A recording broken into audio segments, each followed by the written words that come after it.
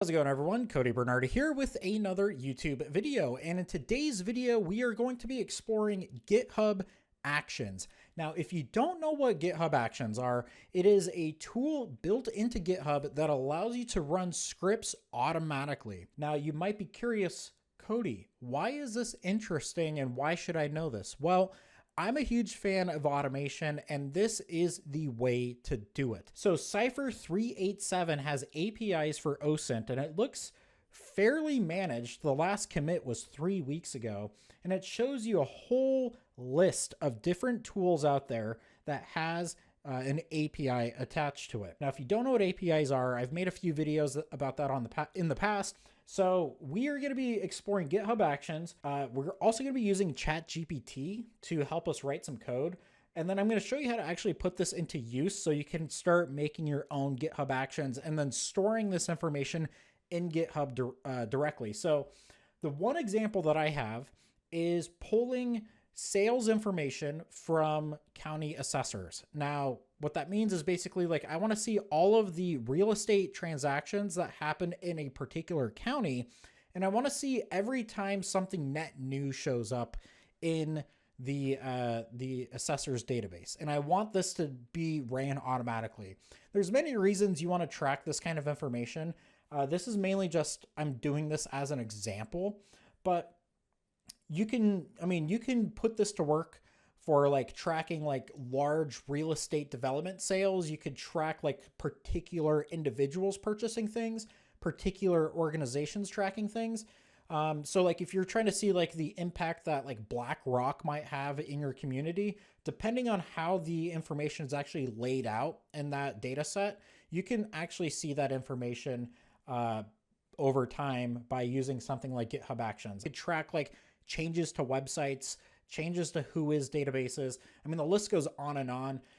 That's why I kind of brought up this Cypher 387 like list right here, because these are all like API endpoints, and you can set up GitHub Actions where it just runs automatically like every hour or every minute or whatever you want. So I'm going to walk you through everything. So outside of the hacker, changing the title of the HTML, if you click on network right here and hit reload, you can actually see the different like calls, the API calls that your browser is making to load that web page up. And underneath all of that is an API. So let's go to the Pierce County Assessor's Office right here. So right here is all of the sales in the county that meet these different parameters. We'll do this one right here. So we'll copy value. This one looks like it should be it because the size of the return is 3.5 megabytes. So that's going to tell me that it has a bunch of information in it. And I'm almost willing to bet my next paycheck that this is going to be the exact one we're looking for. Boom. So that is an API call right there. So we are now looking at this entire API call and what it yields. So one return is we have like this EQID, account number, sale date, all of this information, the address, all of that. So what I did was I took that, went into ChatGPT, and I said, all right, I'm basically looking to run this particular curl request, which is the one I just pasted. So I go here, copy value, POSIX. I said, run this or make a script in Python, say sample return, and just say, I want to only capture addresses. I've already made this. So what I'm going to do is I'm going to run what I've gotten from ChatGPT already. So we'll remove Pierce addresses. We'll do Python 3 address py, and I'll put the code itself in GitHub directly so y'all can play around with this if you so desire.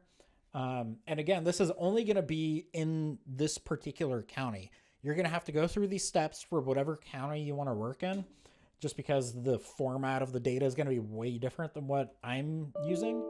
So we have Pierce addresses, and then bam, right there, we have all of these addresses right here. And if we take a look at the actual code itself, so if we look at address py, We have the parameter value, sales date within the past 6 months, and it has a bounding box of coordinates, which I just left at true, and then sales returned of 100,000. So that's what the parameters are at the very top. And then what it does is it then sorts through the return, only grabs the addresses, and then it has like this whole list of addresses, deduplicates them, so removes any duplicates, and then sorts it. And the sorting is going to be really important because when we run this in a GitHub action, which I'll get to in a bit, it's going to paste those results into a TXT file in GitHub. And if you don't sort it, you're going to get a diff that's going to be crazy different every time. So you want to make sure that you sort that information. So it'll be 1-to-1. So if we take a look at like this address right here, whatever line number that address is on, it's going to be on that same line every time, unless it gets removed or whatever, and you'll be able to see that diff over time. So it's very important that you ask it to deduplicate and sort. So now that we got that, what we want ChatGPT to help us make is a YML file. So this is where it's going to automatically run that particular code. So it's going to run this, which I just showed you. So it will run this particular Python file by itself at a specified time. And we can tweak that as much as we want using something like cron tab guru. But basically to break all this down for you, it says the name of this action or this cron task is fetch Pierce addresses on schedule. And this is the cron tab nomenclature. I'll show you a tool you can use. And then workflow dispatch, which will allow you to manually run it, that particular script in GitHub directly. So you can debug. And then jobs, fetches, runs on, and this specifies what's called a runner. You can self-host a runner, which is basically just like a system for this script to run on. But if you have GitHub, like the free account, you will automatically have access to their enterprise runners. The only downside to doing that is that depending on the workload of those runners, it might take a little bit of time for it to run. So if you're looking to make a script that runs every second, you probably want to go with a self-hosted solution, which they'll walk you through on how to do that. And that will basically just run, on your local system. So steps. This kind of lists out the different things that this action will do. So it will check out the latest version of the repository. It will set up Python and specify the version. It will install the dependencies. So in this case, we're saying this runner needs to upgrade pip to the latest version and then install requests. So that is the Python package for Python to actually do things like interact with APIs and such. And then once it does that, it runs the actual script itself. So the addresses.py. And then once it's done with that, the addresses.py has an output file of, whatever it is, txt, the Pierce addresses txt. Once it does that, it's actually going to take that txt file and then push it to the actual repo itself. And then over time, you will have this commit diff, and you can see the differences. There's so many uses for this. First things first is we are going to create a package or a repository. So we're just going to name this Pierce County addresses. And then we'll make it public, all that, create repo. And then we are going to add some files. So we're going to create a new file, paste, py. And yes, I know there's cookie information in here. I'm not authenticated into anything, so is what it is. So we'll commit changes to that, then create address py. And then the next thing we want to do is go to actions on the top, and we are just going to set up a workflow ourselves. So from here, we are going to take this right here and paste it in. So we're just going to paste this in and make sure that everything in this is correct. And this will allow you to specify how often you want to run this particular script. So if we want to do like every minute, it says at every minute. So if we put stars everywhere, that script will continue to run every minute. I think you can even add an extra like an extra one in here, and it will run like every second. But we want to have this run like every day. So we will do, let's do this. At every minute on day of the month. So we don't want that. Okay, so this will run every day at 12. And then got to close that out. Oops. Single quote. So action schedules run at UTC time. So runs at 12. And then we could just refresh this page. It could take a little bit of time for it to grab a runner. So we could see starting job. Okay. Install dependencies. Run the fetching script. Okay, so now we have our first issue. So let's take a look. So print request was never closed. Okay. So we have an open parenthesis somewhere in line 56, which shouldn't be too difficult to find. Yep.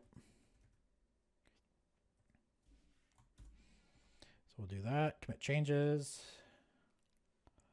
And then we will go back up to actions and try this shit again.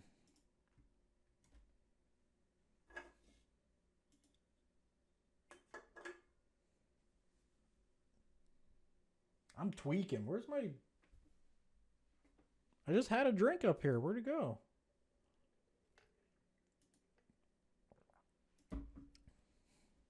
Okay, so commit. Okay, so now we have another error. So the script ran, but we can't push changes, which we have to go to settings. And then we will go to actions, general. And then we will do read write permission. And then we'll do this. Keep doing this. Now it's running. So it's running the Python script. Commit. And everything's done. So we got the green light. So we go back here to code. And voila. We got everything in here. So these are all the addresses. 427 home sales in this county since the past 6 months. I will definitely try to make more videos on APIs because it's like really important stuff. And obviously I cheated and used ChatGPT, but I was also able to make that entire script to work in one video. So really at the end of the day, all of this is making sure that you have kind of an end goal in mind on what you want to accomplish. So anyways, that is it for this video. If y'all enjoy content like this, please hit the thumbs up button, hit the subscribe button with the bell notification enabled so you get notified anytime I post a new video. I have a slight backlog of videos I need to make. I think what I struggle the most is I'm so used to making my videos live without prepping them that I always run into like a perpetual issue where it's like I'm doing like a talk or whatever, and you always have technical issues. And I honestly just do not, I lose my momentum as soon as I run into stuff like that. So I have a whole series prepared actually, where I judge countries based on their Shodan footprint. And I think that might be like a YouTube short series more than anything. So every country in the world kind of judge what their internet presence looks like. So anyways, that is it for this video. Y'all take care. Goodbye. Are we